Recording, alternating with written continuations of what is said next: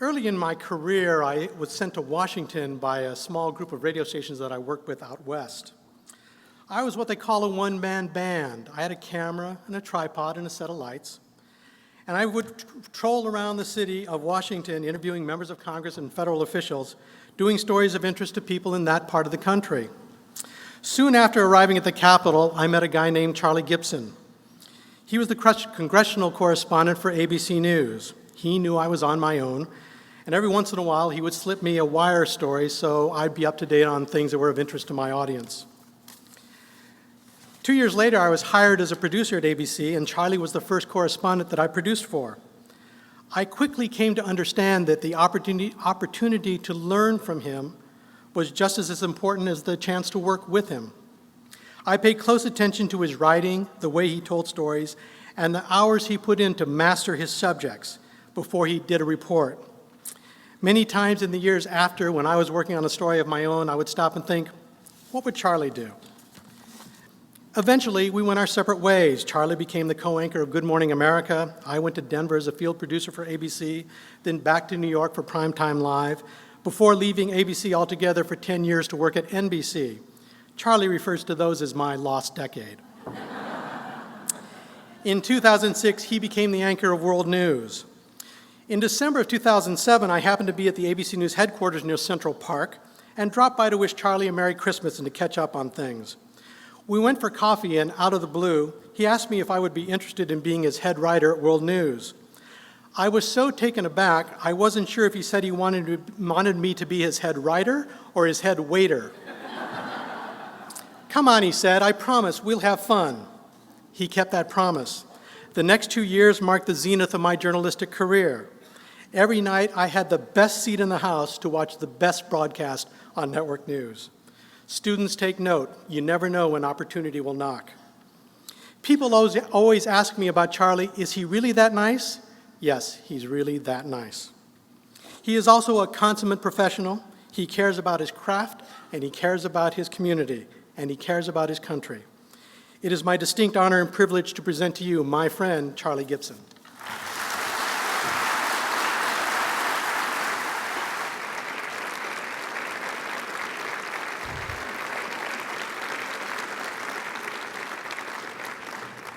I don't know about you, but I came for a basketball game tonight. Disappointed. I understand you have a pretty good team. And indeed, since Lee's been here, I've been in the agate type, down there. You look at the basketball scores, and you have a team that did rather well last year, and I presume in preceding years. And I wish them well in years to come. If I'm going to see this, I need to put my glasses on, which is the vanity of sight, but hey, what can you do?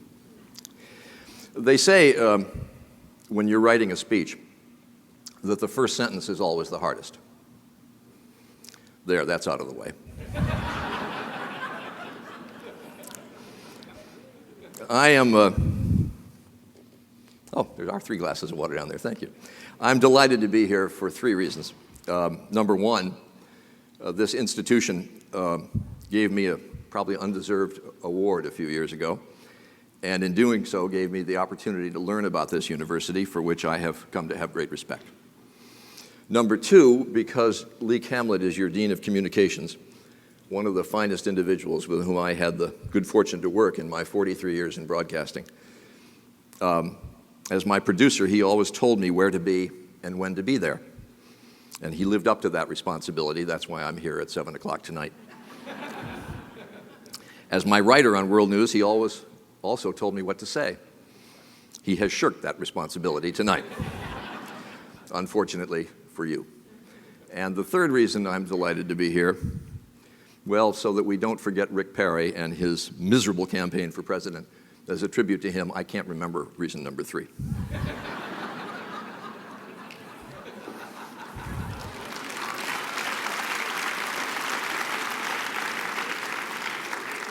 To give you the structure of the evening, Lee asked me to speak for about 40 minutes or so, and then we'll take as many questions as time will allow, and you'll put up with. I always like the questions because it gives me a chance to learn a bit about what all of you are thinking about, and it gives me ample opportunity to say something that will get me in hot water. And yes, I'm thinking of Mitt Romney here. In the days when I was hosting Good Morning America and had occasion to speak and then take questions, I could always anticipate what the first three questions were going to be. So to head them off, the answers were, I got up at 3:20 in the morning. Yes, that is very early. And 3, she's just as nice in person as she appears to be on television.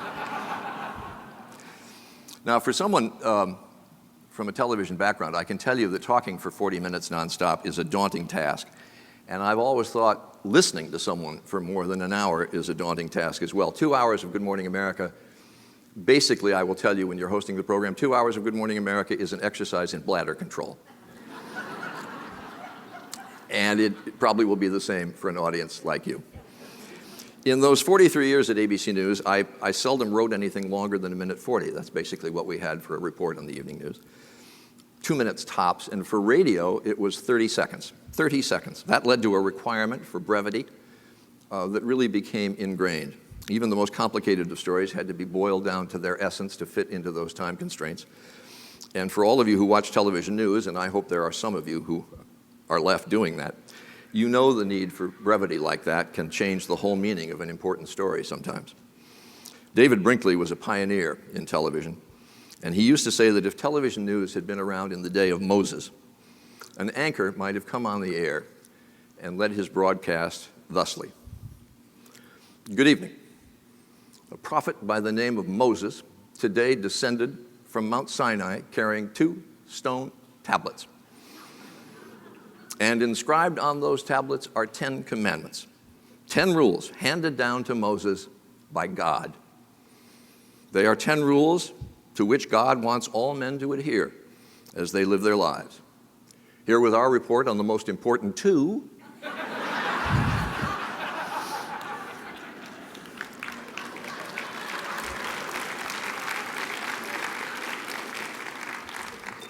That is television news in its essence. I have no canned speech, the kind that a lot of people in my former profession have, that they can pull out and talk to crowds like this. But I do like to speak to an audience about every 3 or 4 months because it gives me a chance, sort of catharsis, to sit down and write what I'm thinking about. But I must tell you that it's sort of disjointed, so I hope you'll bear with me as time goes on. But Lee reminds me, actually he didn't remind me, he called me up and said, this is National Constitution Week. Now, I know you all celebrate that at your homes and whatever. I mean, you know, who wants to miss a good opportunity to celebrate National Constitution Week? But he said, I want you to work in the Constitution in some way. Well, I was going to talk about sex, and I was going to talk about various things. I didn't know how to work the Constitution into all that. But okay, I will try to work in the Constitution. Stephen Ambrose, the great historian, said the American Constitution is the greatest governing document ever written. And then he added, and at 7,000 words, it's just about the shortest. Franklin Roosevelt would have agreed with both parts of Ambrose's contention, although he came first, when he said the U.S. Constitution has proven itself the most marvelously elastic compilation of rules of government ever written. And I think we would all agree with both of those statements. But what I want to say, and my central thesis here at the beginning, is that were it to be proposed today, I'm not sure you could get the Constitution passed. You might not even be able to get it written in our modern political climate. Pardon me, I have a dry mouth. If there were an appetite to completely rewrite our rules of government, and make no mistake, that's what the Constitutional Convention did, today you'd have to go to Congress to get it done. And to put it bluntly, today Congress is a joke. It's an absolute disgrace. We have 1/3 of our government, the first branch of our government, that is totally non-functional. The president at a recent black-tie dinner in Washington joked that he was grateful so many members of Congress had taken a break in their arduous schedule of not doing anything in order to come to the dinner. And he was being kind. The 112th Congress has just adjourned sine die and has the distinction of being the least productive Congress in a generation. And I could list the issues that they have left unaddressed but I have only 40 minutes. For those of you who have studied the Constitutional Convention, and actually that's a modern-day term, at the time they called it the Federal Convention, know that the document was written in secrecy by, I'm sorry ladies, all men who acted without officially delegated authority. Their charge was actually only to propose changes in the Articles of Confederation. The press would have a field day with that today. Meet in secret? How dare they? No women? Scandalous. They've gone way beyond their charge. Who do they think they are? But more to the point, as students of revolutionary history know, the document produced was a result of compromise, magnificent compromise between rural and agrarian states, between large and small states, between states with active commerce and those states that were more insular. Compromised by learned men who came to Philadelphia with sharply contrasting views and interests, but men who understood that there was a far larger purpose in which they were engaged than just their own interests or their own state's interests. Try that out in Washington these days and see how far you get. Could you get that kind of compromise in today's political climate? Not a chance. The genius of the men in Philadelphia in the summer of 1787 was that they knew they were creating a document that would hopefully stand for the ages. The story may be apocryphal, you may have heard it, but Benjamin Franklin came out of the final session of the Federal Convention and was asked by a woman, "Mr. Franklin, what kind of government have you given us?" And he said, "A republic, madam, if you can keep it." Actually, one of my favorite facts about the Constitutional Convention, and I'm getting off the subject a bit now, but it involves the Federalist Papers, which make great reading even today, if you're so inclined, and which were designed not just to explain the rationale behind the Constitution. They were designed principally to advocate for its ratification just in the state of New York, where ratification was no sure thing. All 85 of the Federalist Paper essays were signed by a so-called Publius. No names were attached. We'd never stand for that today, these kinds of essays being written anonymously. Indeed, were it to be written today, they'd probably have to end with, "We're Alexander Hamilton, James Madison, and John Jay, and we approve of this essay." I covered the House of Representatives, as Lee mentioned, for ABC for 7 years, and they were among my happiest at the network. And I came to love the institution, messy and chaotic as it is. Those were years when it did something. Now it doesn't work. It doesn't serve the interests of the Republic. It serves the interests of its members and the members' political parties. And the Senate, which requires 60 votes to pass any kind of contentious legislation, whatever happened to the rule of the majority, is even worse. Polarization pervades the Congress. There are now a number of factors, both social and structural, that deepens divisions in Washington and not only undermine cooperation and compromise, but also basic comity and even civility. To wit, one member yelled at the president, "You lie." Members of the House and Senate now consider themselves politicians first and legislators second. Political scientists who quantify such things, and I can provide you with citation after citation, say the two parties are more polarized than at any time since the Reconstruction. Look at Washington, and it would be logical to assume that the parties are so polarized because the American public is polarized. But that's wrong. Just one quote from Hacker and Pearson in their book, Winner Take All Politics, and I hesitate to do this because one of them is a Yalie.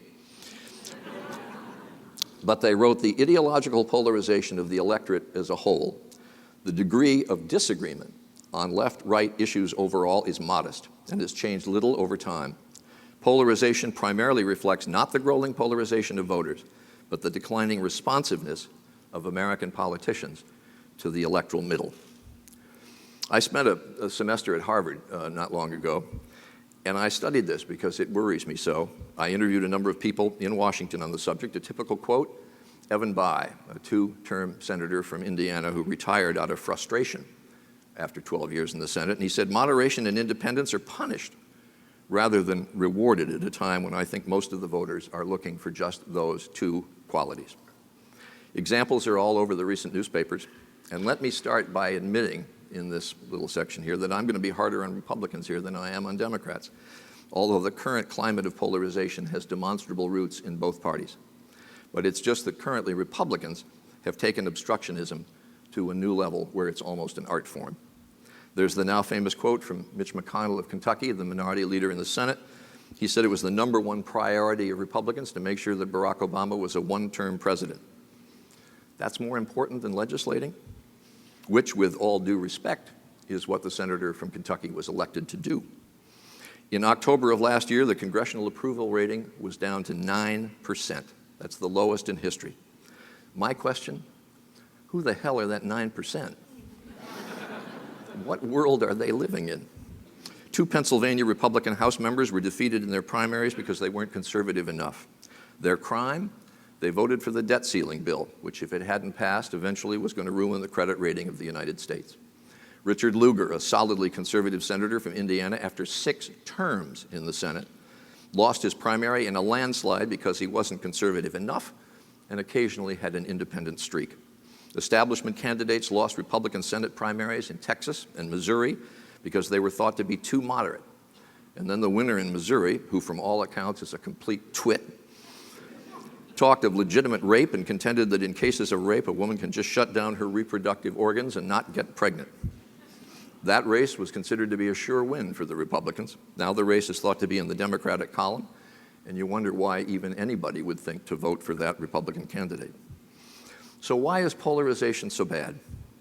I believe there's a number of factors. It is not popular in the political science world these days to blame gerrymandering, but I do think that that is a causative factor.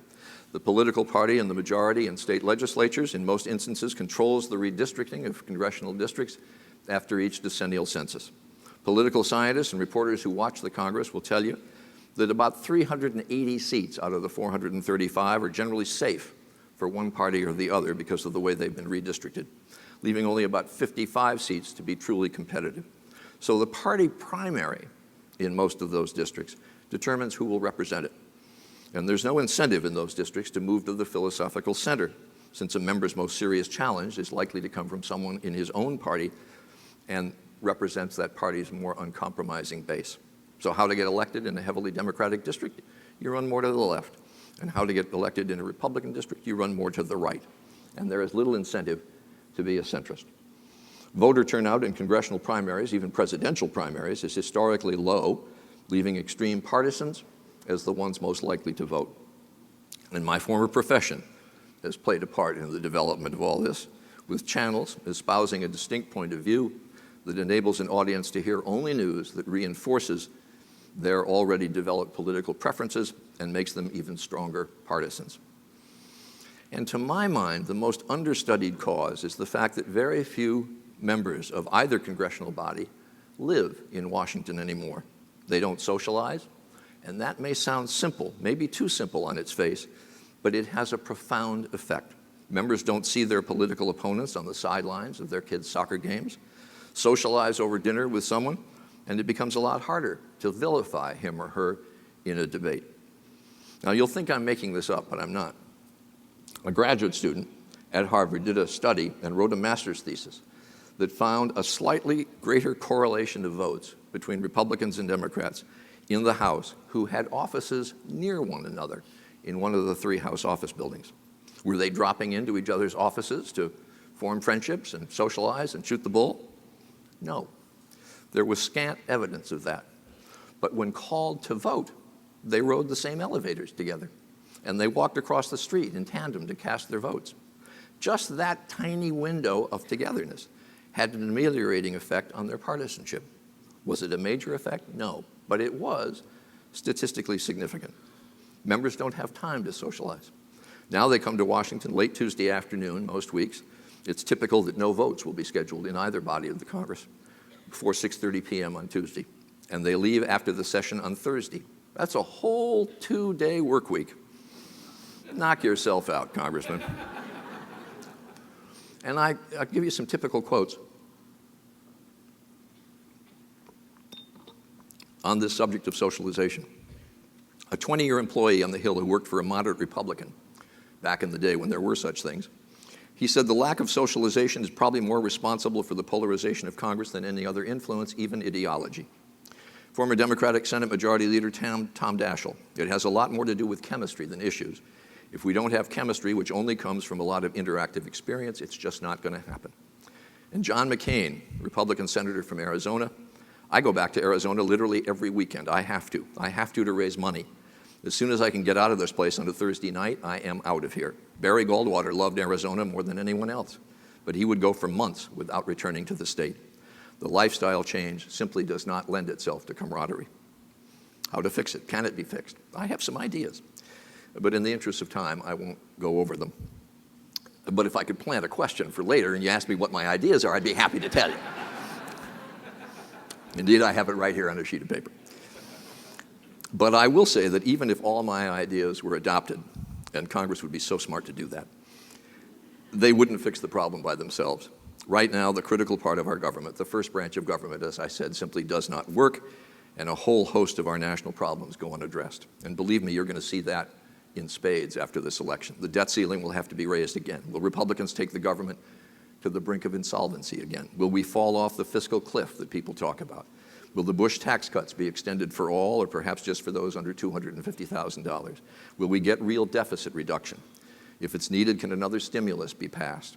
Would a President Romney actually be able to kill off Obamacare, the mirror image of the bill that he passed in Massachusetts? And until people say enough and elect leaders truly willing to work together, this isn't going to get fixed. And right now, the system mitigates against that. Members almost show a disdain to finding solutions to the country's real problems. I spent time with 3 House members over the summer. I just happened to see them, and I talked to all of them about it. Each one cited to me examples where he works with members of the other party, how each believes that cooperation is necessary. Right. Maybe they cooperate on bills proclaiming motherhood to be a good thing. Maybe they vote together on bills proclaiming something to be National Avocado Month. But all I can do is point out what the National Journal reported in the 111th Congress. That was the Congress before this one. For the first time in modern history, in the House of Representatives, the most conservative Democrat was slightly more liberal than the most liberal Republican. The degree of party overlap essentially is 0. The fix has got to come from the public expressing itself in the ballot box. And I fear it's going to take a real crisis before that actually happens. Herb Klein, who was a top advisor to former President Richard Nixon and an astute observer of American politics, had a great quote. He said, "Something that can't go on forever won't." I hope in this case he's right, and that something will spur the public to look for congressmen who look to legislating as their primary responsibility and not getting reelected and not putting their party in the majority. And I think fixing this problem, to be honest with you, is far more important than who gets elected in 7 weeks. For whoever wins the White House in November is going to take the oath of office and face an uncooperative, bitterly partisan, and divisive Congress. Now, I know when we get to the questions, somebody's going to ask, who do I think is going to win the White House? There are 46 days until we vote. Predictions are perilous, and my track record is not particularly good in making predictions. But folks, Barack Obama is going to win. And I don't say that. I don't say that just because Mitt Romney is running an inept campaign, which he is. He made a very maladroit statement on the Middle East, his 47% on the dole, et cetera. You now hear backstage rumblings from prominent Republicans who've basically written him off. But I say it because Barack Obama won 365 electoral votes in 2008. So he can lose. He only needs, that's 95 more than he needed for election. He can lose states like Indiana, Missouri, and North Carolina, all of which he won 4 years ago, and still be elected comfortably. Every electoral map projection that I have seen puts 237 electoral votes pretty solidly in the Obama column this year. That means he only needs to pick up 33 more. There are 9 states that are considered toss-ups. They're Nevada, Colorado, Iowa, Wisconsin, Ohio, New Hampshire, Virginia, North Carolina, and Florida. Obama now leads in the polls, even in the Quinnipiac polls, in 8 of those states. And his lead is significant in some of them. In 6 of the 9, the economy has rebounded significantly, and unemployment is well below the national average. In Iowa, New Hampshire, and Virginia, it's under 6%. Most people focus on the national polls that try to measure the national vote, but other polls, I think, are far more revealing. More people blame Bush, 54%. This is an ABC poll. More people blame Bush, 54%, than Obama, 32%, for the bad economy. Which candidate is more likable and friendly? Obama, a 34% advantage. Who will do more to help the middle class? Obama, a 15 percentage point lead. And who would you like to have dinner with, which I think is always a key poll? Obama, a 19-point lead. And while I'm a skeptic about TV ratings, and I don't like them much, 5.5 million more people watched Obama's acceptance speech than watched Mitt Romney's. And then there's the issues. Funny, you talk about issues. The Republican Party has done Romney no favors by forcing him so far to the right that he may not be able to scramble back by November 6th. Polls show Obama with a solid lead among women. Is Romney's position on reproductive rights really what he's had to claim in the primaries? Polls show Obama with a solid lead among Hispanics. Is Romney truly anti-immigration? Does he really oppose the DREAM Act? And seniors, many who now oppose Obamacare, but no one wants politicians meddling with their Medicare. And to me, that all adds up to an Obama win. Should I turn out to be wrong, I should tell you that I will be 8,000 feet up in Machu Picchu on election night, and there are no phones there. You can try, but you won't be able to reach me. And next, if you'll permit me, I want to do a total turn and get to what is essentially a non sequitur. But I told you at the outset that this would be just what I've been thinking about in recent weeks. And I hope you'll indulge me, for I worry that I'm going to sound a little bit preachy. But I've been thinking about some of the most elemental qualities in a person's makeup that is necessary for them to lead a good and satisfactory life. And writing and speaking about such things is hard without sounding a little bit gooey. But a confluence of two events, an afternoon I spent with a Harvard Ed School professor recently by the name of Rick Weisbrod, and the recent stories in the press headlined 125 Harvard students implicated in a cheat scandal. As for number two, we don't know the full story of what happened. Harvard is investigating, and Harvard is a most opaque institution. But if that number is anywhere near correct, it bespeaks to me a real cultural problem at that institution, and maybe even in our society in general. For if there is an ethos at Harvard that would prompt or excuse in students' minds the idea of cheating or colluding on an examination, then we've got real trouble. For let's face it, if you can get into Harvard, you don't need to cheat to get a degree. So why in the world would a large number of students do that?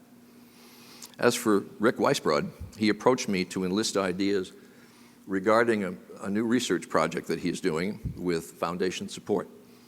His basic premise is that parents, so many of you here are parents, and you students who are in the crowd will be parents in a few years. His basic premise is that parents are the primary shapers of their children's moral lives. And he says, after considerable field research, that if you ask a parent what he or she wants their child to be, they will answer, happy. That is a recent phenomenon. And he contends, and I would agree, that it is totally the wrong answer. Second, he says, parents' obsession with their children's achievement has eroded their influence as moral mentors. And I'm actually quoting from a book he wrote now because it says better than I can paraphrase. The widespread desire of parents to be closer to their children, which is a wonderful trend in many respects, can also imperil children's moral growth. And he argues our primary focus as adults should not be on children's happiness, but on their ability to take responsibility for others, qualities that are at the heart of morality. In other words, happy cannot be the goal. It should be a byproduct of a life well lived, and to be blunt, sometimes the moral thing to do will not necessarily be the thing that makes someone happy. And what the Harvard story brings home to me is that way too many young people have developed a sense of moral relativism, that what's important is what works for you, and that the absolutes, which I am pleased to say are very clearly stated in the Quinnipiac academic integrity policy, honesty, trust, responsibility, fairness, and respect. Well, I worry that in those students' minds, those aren't so absolute. But they are. They really are. And if 125 Harvard students lost sight of that, they have failed their university, and most importantly, they have failed themselves. And Harvard has failed them in allowing an ethos to develop that doesn't make it crystal clear to each student how wrong they are. The Harvard story has prompted a series of op-ed pieces in various newspapers, including the New York Times, and a spate of articles about the purposes of higher education. Or to put it More simply, why are you students actually here? As a member of the Board of Trustees of my university, I will leave here tonight and drive to that campus for a 2-day board meeting that begins tomorrow. I think a lot about this question and whether an institution that can cost over $50,000 a year really justifies the cost. Not many people read Newsweek anymore, but I noted at the airport recently their weekly cover asked in bold print and large letters, "Is college a lousy investment?" Gail Collins, one of my favorites in the New York Times, cited that Newsweek issue in her column last weekend and asked, shouldn't there be more of a match between the cost of school and the potential earning power of graduates? Well, there is, but that's not the point of a college education, to my mind. If we look to a college education as simply the road to a job or a series of jobs for which the college student is being trained, then it seems to me that you have created that kind of moral relativism that produces what we're witnessing at Harvard. I have a gut sense that those who may have bent the rules at Harvard and collaborated on that exam justified it in their own minds as helping them get that degree, which is what they need to move on to the next stage, which is earning a good living. And believe me, I have no objections to earning a good living. I want all of you, students who are in the room, to grow up to be rich. But more than that, I want all of you to matter. A distressing percentage of young people that I saw in a recent poll, 15%, equated mattering with being famous. No. I've had some small experience with that, but just because people know who you are does not necessarily mean you matter. I look at the pictures of Kim Kardashian. I look at those pictures. And I read the stories about Charlie Sheen, all of them. But those people do not matter. College, to me, is as important to 4 years as you will ever spend anywhere. It is a critical transition in a young person's life. It is a kind of halfway house to life. It is a time for students away from the oversight of parents and away from their home community to find out who they are. What are your moral values? What kind of a person do you want to be? How will you matter?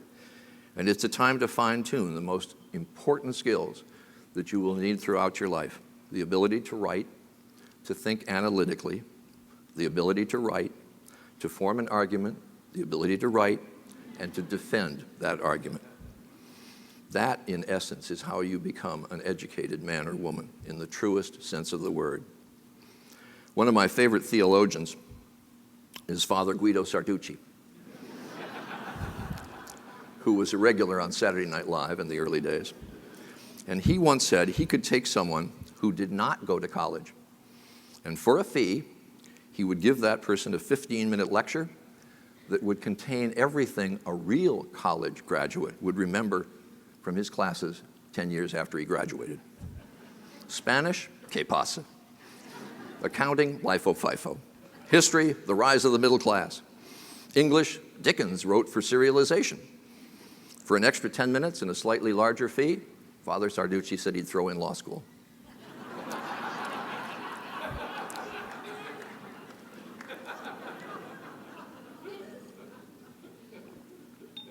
I'm not sure it would take 10 minutes. The point is that this exercise in which you are all involved, you students, is not about remembering facts from your classes.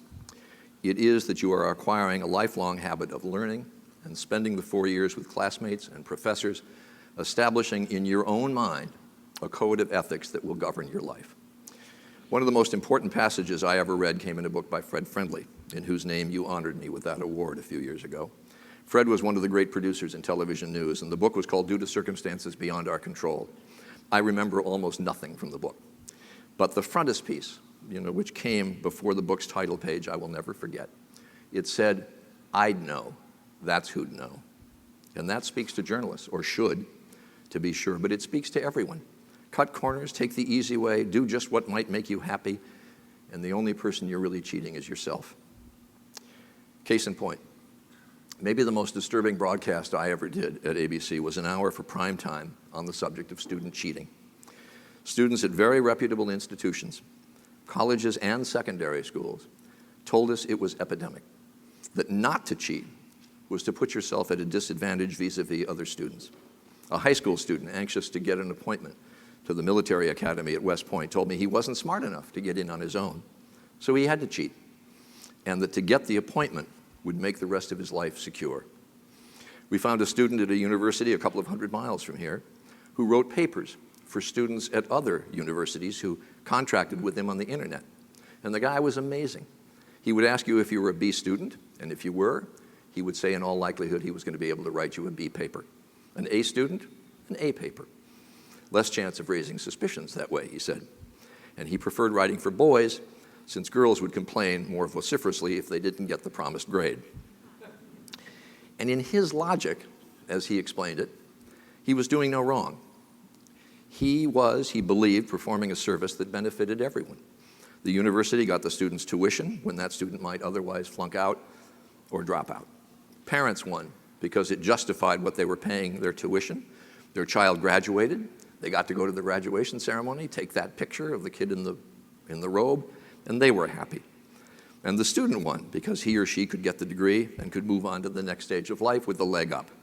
And he won. For at $30 a page, he was driving a very nice car, purchased with his paper profits, and he had a Rolex watch. That is the kind of moral relativism that worries me so. For the person being cheated is the student for whom that paper was written. He or she will learn nothing from the exercise, and who will know that better than anyone? He'd know. That's who'd know. Harvard doesn't have an honor code. They should. I hope this experience will foster the promulgation of one. We had at my university an honor code that started in 1893. I wrote on every examination, I pledge my honor as a gentleman and a scholar. There were no young women there at the time. I pledge my honor as a gentleman and a scholar that I have neither given nor received help on this examination. There is not a month that goes by that I don't think of that pledge that I made, and it has been a mantra in my mind for 45 years. Just one more topic to touch, and I'll do it very quickly. My former profession. I retired almost 3 years ago, having had two of the best jobs in America. Do I miss it? At times, but not many times. I'm frankly not crazy about what's happening to the media, which I think is not doing much to make this country a better place. We need good journalism now as much, if not more, than ever. But we don't know what the future of the media is going to be. As it exists right now, I think it panders too much to public appetites and ignores its real responsibilities. There is a difference between reporting what the public needs to know and what the public wants to know. And right now, I think there is too much emphasis on the latter. There's still great work being done out there in the journalism profession, but the proliferation of voices makes it harder and harder to find, especially since so many of those voices are just noise. The Huffington Post now has, I am told, more than 20,000 bloggers. I hope you young people especially will try to seek out reasoned, objective, and experienced reporters and put your trust in them, not the partisan, opinionated, and self-satisfied figures that seem to get more and more attention these days. Now, I mentioned at the outset that when working as a reporter, I would get 1:40 for my stories on world news and only 30 seconds for radio. So, if I were covering these remarks for ABC Radio, what would be in my piece? Let me take a crack at it.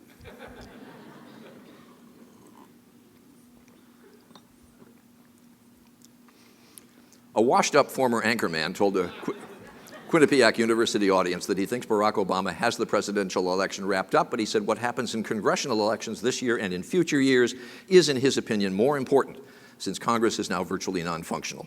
In a speech that couldn't seem to focus on one subject, he spoke about the need to create a more moral society, starting with young people. He called for young people to seek out objectivity in their news sources.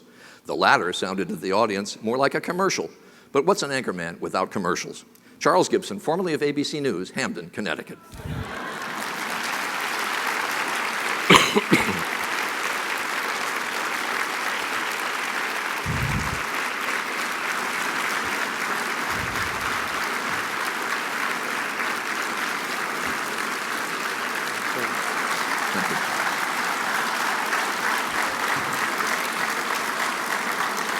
So there's some microphones set up in the aisles. We'd be delighted to do some questions. I apologize that because I've got a 3-hour drive to get down to New Jersey, and I apologize. They've been very nice to put my car outside, and I'm not going to be able to stay and talk and take pictures. But we'll take questions as long as Lee will let me take questions, and as long as you have the patience to put up with me. I'm delighted to do so. I think there's a microphone over here, and there's a microphone over there, and nobody's getting up. Well, thank you ever so much. It's been great to be here. No, Here comes a gentleman who I paid $5 to ask a question. Wonderful speech. Gave us a lot to think about.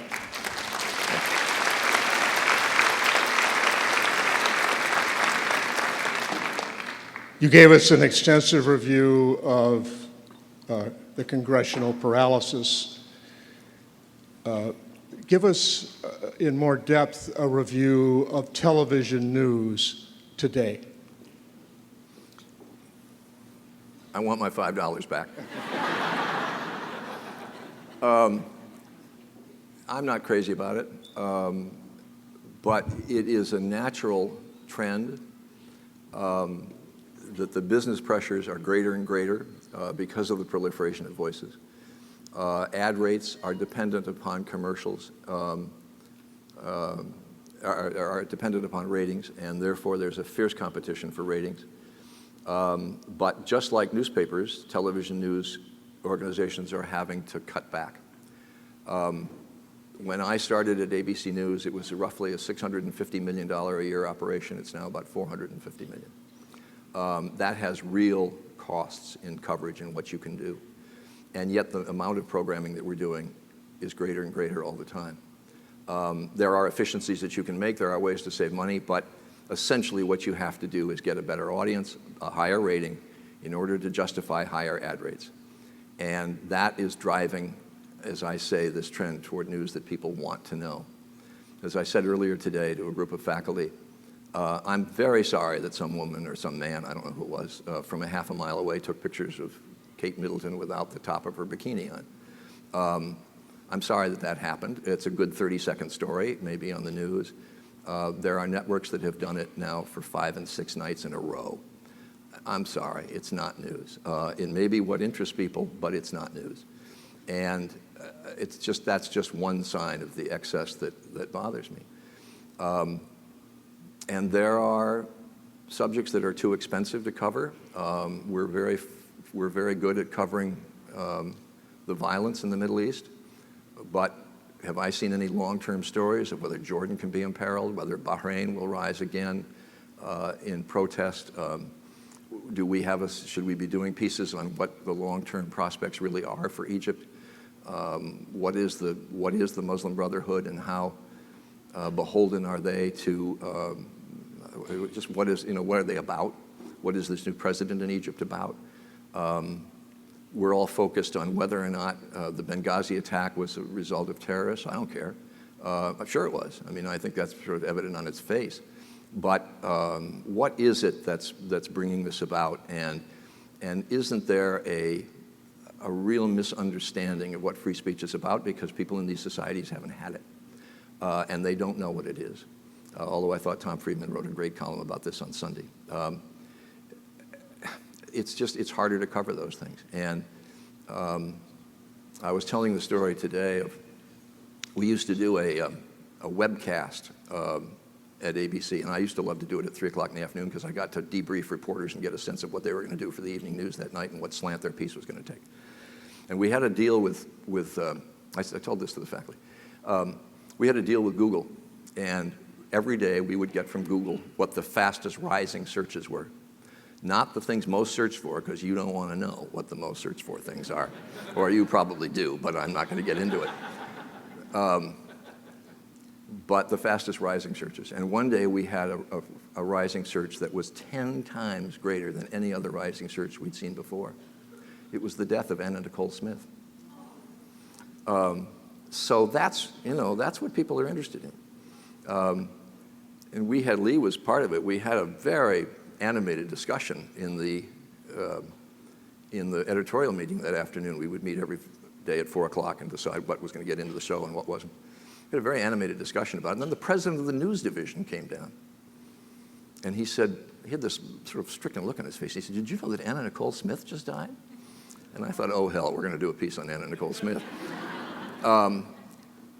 We actually did, but we did it on the subject of people who are famous just because they're famous. And we got a great soundbite from Liz Smith, the gossip columnist who that time was in the New York, I've forgotten which paper she wrote for, but anyway, one of the tabs. And she said, everybody's walking around saying Anna Nicole Smith is dead. and then there's no second sentence. That's it, okay. So we did that piece. Okay, I would prefer not to have done it, but we didn't do it a second day, I'll tell you, and we were able to avoid it for the most part. But that's what sells now, and you have to be responsive to those business pressures if your news division is going to continue to exist. Yes? We've heard about this pledge that many of the congressmen have signed not to raise taxes. The Grover Norquist pledge. Yeah. Can this be overcome, and how much is it influencing what is not being done? Republican congressmen have told me if they don't sign it, they're dead, if they're gone. Well, that's absurd. It's absolutely absurd. In one of the debates, I thought there was a very good question asked about what kind of proportion would you take between tax cuts and revenue-raising taxes? Would you take $5 of revenue cuts for every dollar of new taxes? No, they said. How about 10 to 1? No. 20 to 1? No. 50 to 1? No. That's absurd. It's just absurd. You cannot tie yourself down that way, and I think it's just a very good example of what's wrong with the Congress right now. And I talked about socialization. Some members will tell you if they did that, if they had dinners with members of the other party or whatever, it would be used against them. That's just a shame. That's a shame. One of the things that's really important, which I say we in the press are guilty of, is CODELs, which are congressional delegations that travel around the country, or as they're called, junkets. That's a great way for members to get to know one another and trust one another. But they won't take them because they're afraid that that's going to get them branded in the press, and that the fact that they traveled around the country with members of the other party, or traveled around the world with members of the other party, will get them beaten. It's just got to change. Just got to change. Yeah. First of all, I'd like to thank you for coming to Hamden and speaking to us. We appreciate it. And second, earlier you spoke at length about the divisiveness of Congress and the Democrats and the Republicans. You also said that you had some ideas that you might share with us about how to remedy that situation. Could you please share those with us now? Would that first gentleman who asked a question please give that $5 to the woman over here? I just mentioned one is CODELs. I tell you what the most basic thing I would do. I'd change the schedule. As I mentioned, they now come into town on Tuesday night and they leave Thursday night. They're there for 2 days. I would bring them into town. I would try to get some way for the public to force them to come into town on a Monday and stay there for 3 weeks, Monday to Friday of 2 weeks hence. That would be 19 whole days of work. 19 whole days of work. And then let them go home for the next 12 days of the month, and let them go home and raise all the money that they want to try to raise. But keep them there for 3 weeks and have them do something. The number of hearings compared to 10 years is about half of what it used to be. The number of bills that are actually written by committees is almost nothing. It's all now in the hands of leadership. And it's almost like we have a parliamentary system without the kinds of repercussions that a parliamentary system causes. They're all backbenchers, and it's leadership who controls everything. I would get rid of party caucuses. Twice a week, the parties meet in caucus. And it's the Democrats meeting on one side, and they just throw red meat on the table about the other side. Lyndon Johnson, when he was Majority Leader of the Senate, had one caucus a session, and he thought that was too much. One member of Congress who'd been in there for 12 years said, we've only met 3 times as a body outside the Senate chamber. Well, that's absurd. They should meet as a group. They should talk. He said we should have a lunch as a whole Senate group, 100 people. They've got places to have lunch. They could do it. And let's talk about issues between the parties. Let's look for ways we can compromise as a group of 100, not just Democrats meeting in one room and Republicans in the other. So I would get rid of party caucuses, and I would, if I were a leader, I would have general meetings of the entire Senate as a group. Money, they can't raise their salaries. They only get a $3,000 tax break if they have a house in Washington. That's all they get. And they earn $165,000 a year. They're getting paid at about the level of a second-year law associate in a firm. And they can't afford a second house. Give them a big housing allowance. Don't call it a salary increase. I did when I was at Harvard, they have a new members conference when I was there in the fall of 2010. There were maybe, I spoke at the end of the thing, so there weren't many members, but there were about 40 members there. And I asked them how many were going to move their families to Washington. One. That was it. I'd get rid of the center aisle. I would put Democrats and Republicans all together, put the desks together. Why do we have a center aisle in the committee hearings where the Democrats are on one side and the Republicans are on the other? Put them together. Do that in the chamber as well, the House chamber and the Senate chamber. Don't have them sit on opposite sides of the aisles. As I say, I would do that in committees as well.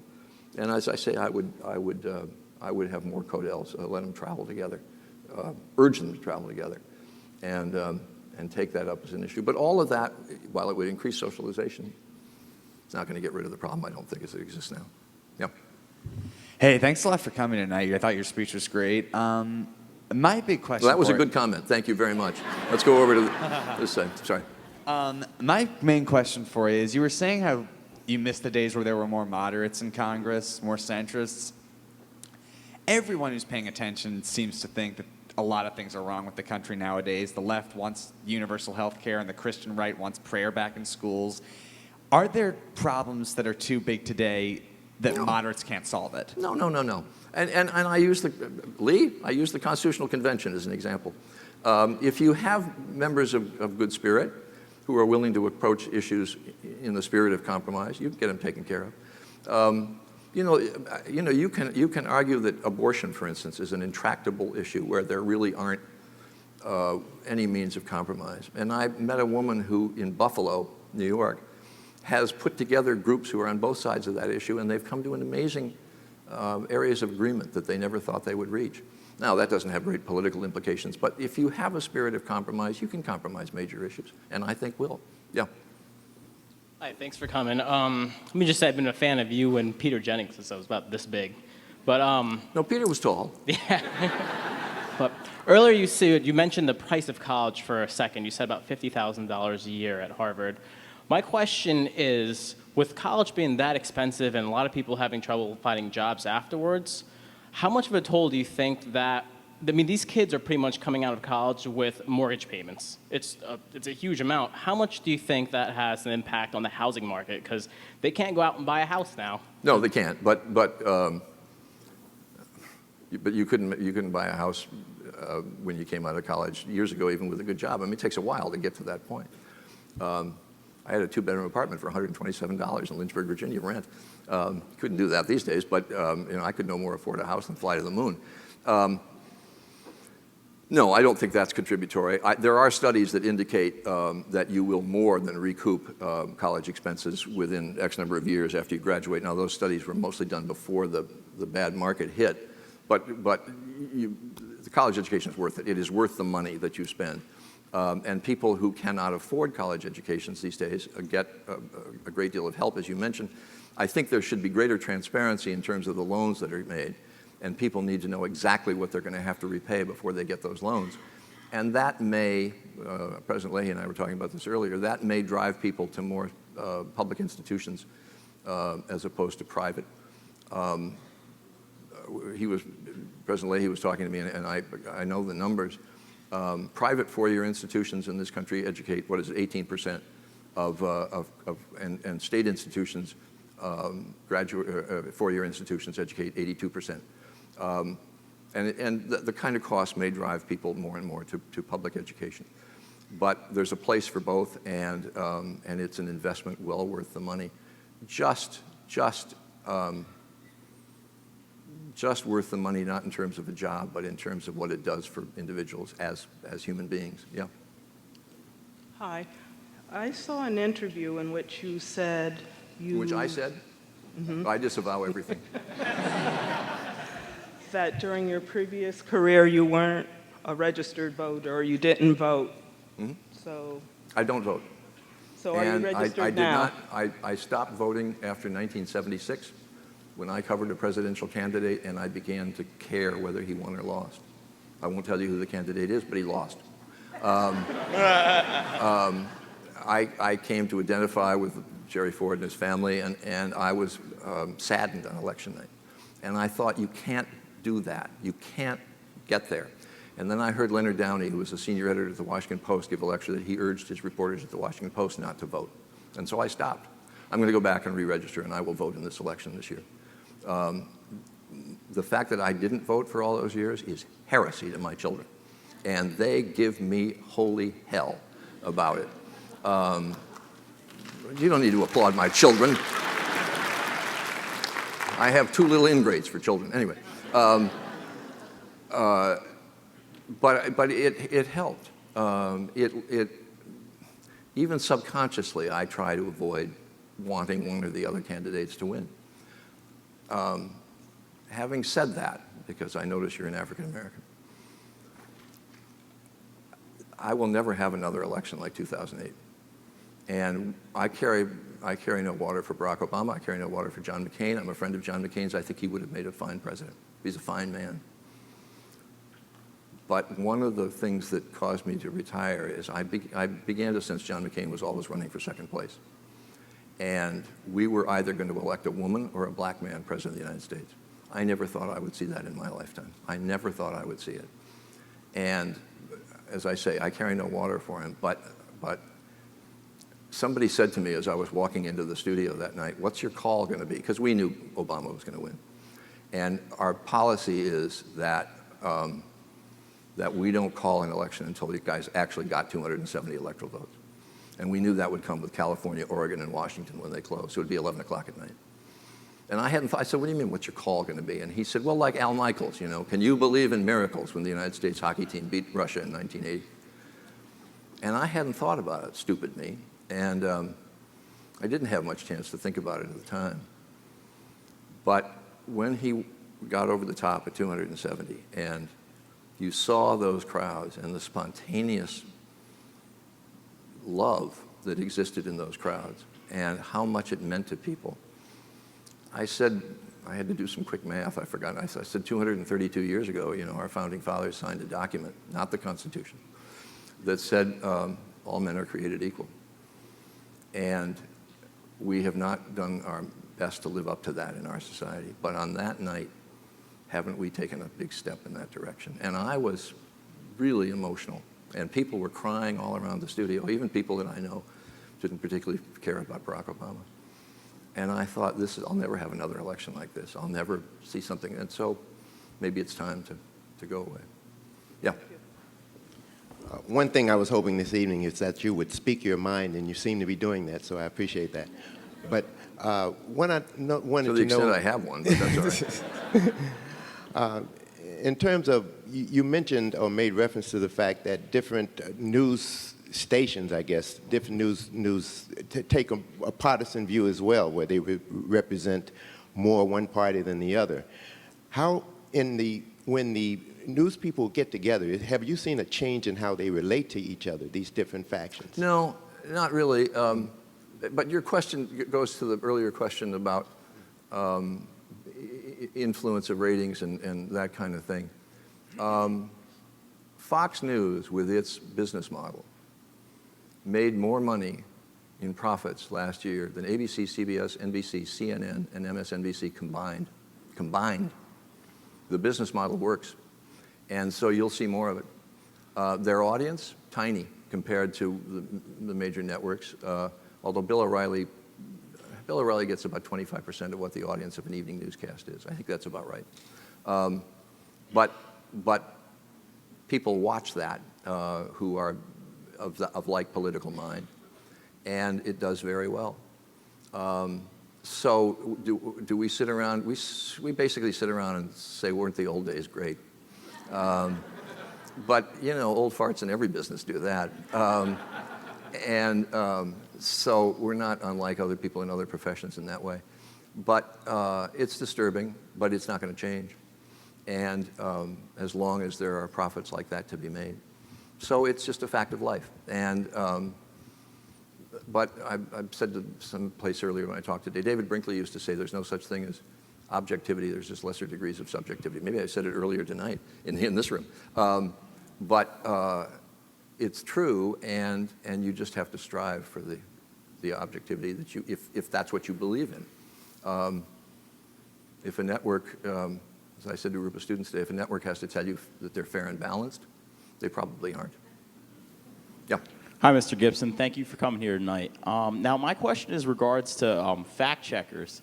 And what role do you see them playing in today's news environment where all we have is partisan news? It's a really good question. Did you see the quote from somebody that said, it was I hate to keep whipping it on the Republicans, but a Republican said, we're not going to let fact checks determine what we say in the commercials. Well, actually, I just visited the DNC a couple weeks ago, so this was kind of on my mind. And do you think people even care about the integrity of news, or do you think... Sure. And I think that kind of quote is so damning that it's on its face. But you get away with it. I read a study recently that indicates that the more a lie gets repeated, the more people begin to believe it. It goes to our gullibleness, I guess, as a society, and politicians get away with it. And it's a shame. The only thing I can say to you is, I read those fact check columns, and they're important to me. It's hard to find all of the facts that are wrong because there's so many of them in so many cases. But so many of them are questions of interpretation. 47% of the people don't pay taxes in this country, but it's so much more complicated than that that the statement is silly. And yet, it becomes a legitimate subject for debate for a lot of people who are Governor Romney supporters. Yeah. I actually have two questions. The first is revolving campaign ads. It's been reported that 79% of Romney ads have been negative and 71% of Obama ads have been negative. Is it that low? It actually means that this could be the most negative two campaigns in the history of campaigning.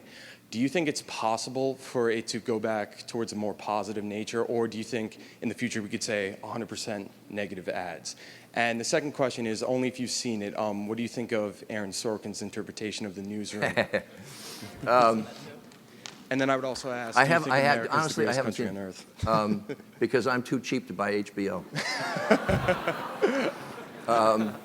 My daughter has them all recorded, and I just haven't gotten over there to see them. Dad, come on over and take a look at this. I haven't seen them. I've heard a lot of people talk about them. Sorkin is a brilliant writer. There are things I've heard that I think are quite accurate. There are things that I've heard that are not terribly accurate about it. But I can't tell you which and cite specific episodes because I haven't seen them. But there are some episodes that have been described to me by my daughter that are real issues in newsrooms. And Sorkin was a huge Peter Jennings fan, I know, and so I'm glad it's he that's writing it because I have great reverence for Peter.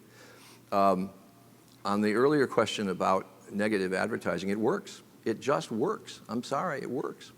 And my friend Mark Halperin, who wrote the book Game Change and used to be a political advisor at ABC, says we shouldn't be so upset by them, that they really do raise legitimate issues that need to be discussed. As Peggy Noonan said in her blog day before yesterday, that there are real discussions that need to take place in this election about the role of government, that that's what this election is about. And to some extent that's reflected in those ads. They just have a negative tone to them, and I think it's unfortunate, but as I say, they work. Yes, sir. My question concerns the popular election of the president, especially after that last Bush fiasco. Why didn't it get discussed? And we're the only country in the world that has this crazy electoral college business, at least I think. I don't have, this isn't a question about the electoral college. I don't have a better way. I don't like the idea that you could win 49 states and get clobbered in California and still lose the election. I think it's important that there be a balance between the states, and I think it's one of the great compromises that was made in the Constitutional Convention. I've tried to think of other ways of doing it. Maybe you should divide the electoral vote of the state proportionately based on the vote. But that worries me because California, with this huge number of congressional seats, basically you'd only have a swing of 1 or 2 votes for the candidate who wins California. Whereas in a state with 3 electoral votes, it would be 2 to 1. So you would have Delaware basically counteracting California, which isn't right either. And then I thought, well, maybe you do it proportionately and you give the 2 Senate votes, because the number of electoral votes is the number of congressional seats plus 2 for the Senate. And maybe that would work. But I don't think that would work either, because again, in a state, say, with 4 votes, it would almost always be 2-2, because it wouldn't be enough. You'd have to get 75% of the vote to make it 3-1. Whereas in a state with 3 electoral votes, you'd be automatically guaranteed all 3 if you won. So that state with 3 electoral votes. So I don't know. I don't have a better solution, except to say, I'm sorry, Mr. Gore. I don't have a better solution. And I worry about just doing an unpopular vote, because, as I say, you could become a very regional candidate and win in that way. And I rather like the balance that exists. What I do wish that there weren't so many solidly red states and solidly blue states. As I mentioned, there's 9 swing states in this election. And believe me, the networks don't make any money from the election, by the way, because we don't get any national advertising. But the stations in Virginia and Ohio and Florida, whoo, are they rich? Are they rich? Okay, we'll do 2 more and then quit. Again, and you're very patient to sit here all the time. You have magnificent control over your bladders. You made a great speech tonight again. I would have to disagree with you that Kim Kardashian doesn't matter, but anyway. Another point, I'm taking a class this semester. You and I are of a different age. and your hormones and my hormones are slightly different, as some of the people in this audience will attest. I wish I had yours. I would like to ask you, I'm in a class this semester focused on the culture of fear in this country. And culture of what? Of fear. Fear in America. Oh, fear. Yeah. I thought you said beer, which I... No. That's another class. Okay. No, but we've talked a lot about the media's responsibility in inciting fear in Americans. I was wondering your thoughts on that, if you feel like broadcast journalists hold a responsibility. Yes, I do. In that. Yes, I do. I do. The answer is yes. And I won't, because it's late, and I won't bore you with a long story. But Diane and I were on the air at 9/11 when the first plane hit and when the second plane hit. And we were on the air for a number of hours, and then Peter came in and did a magnificent job. And we worked all day trying to determine who our guests were going to be the next day, et cetera, et cetera. And as I walked into the studio that next day, I thought to myself, for the first time ever, that the tone we adopted was going to be more important than the content of the broadcast, because everybody had a great story, and the pictures spoke for themselves, and it was sort of surprising. We had people at every hospital in New York, but it was binary. You either lived or you didn't live. There was no injured in that attack. But I thought the tone is really important, and we cannot, it's not that we're anywhere leaders in the country, but we cannot show anything but resolve and sadness. Mm-hmm. But most importantly, we need to adopt the tone that we're a bigger country than this. And yeah, they got 4 planes, and it was horrible, and it's an attack that will live in Americans' minds. And for you who were young at the time, I suspect it was a coming of age in terms of what you learned about terror and threats to yourself. So yeah, you don't want to do anything that would make people fearful. And so we had to be as reassuring as we could be. And is that editorialization in a way? I guess. But more important, it's the human reaction. Diane, when the second plane hit, I will always go over this in my mind. Lee's heard me talk about this before. When the second plane hit, Diane's reaction was, oh my God. And what I said was, now we know what's going on. We're under attack. And I had the who, what, why, where reaction, and she had the human reaction. And I wish I'd had her reaction. I wish it had been the other way around. Because you sort of go into reporter mode, and she went into human mode.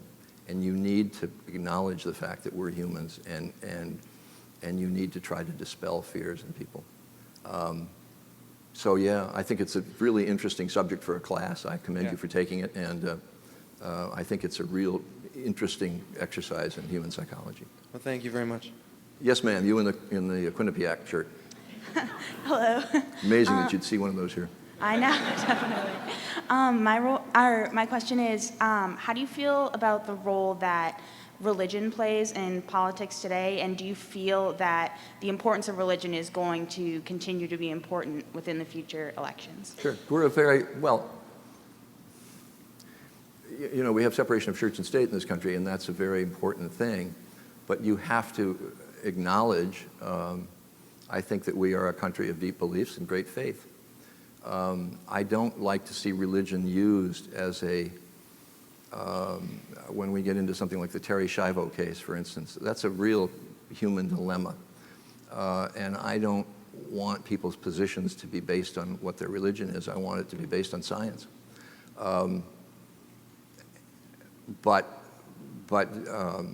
You know, the Democrats got in trouble for the fact that they didn't mention God in their platform. That was just stupid on their part, just stupid. Because we are a nation that has deep faith. We don't go to church as much anymore. And I actually, when I wrote this thing originally, I wrote about religious colleges and institutions. They know what it is that they want to do with the moral development of their students. And I think that's commendable. And it's a disadvantage that more secular institutions don't have. And I wish there were more of a moral education but that's not your question. I know your question involves politics. I think we need to acknowledge the fact that we're a nation of faith, but I don't like to see religion used as an excuse for taking an absolute position on issues that, again, as the young gentleman, that need to be compromised. And there are tough issues. I just hate to see, you can quote biblical passages to me if you want, about gay marriage and about abortion and about whatever issues you want, but to take an absolute position based on that, I think, is wrong. Anyway, that's it. Thank you very much for coming.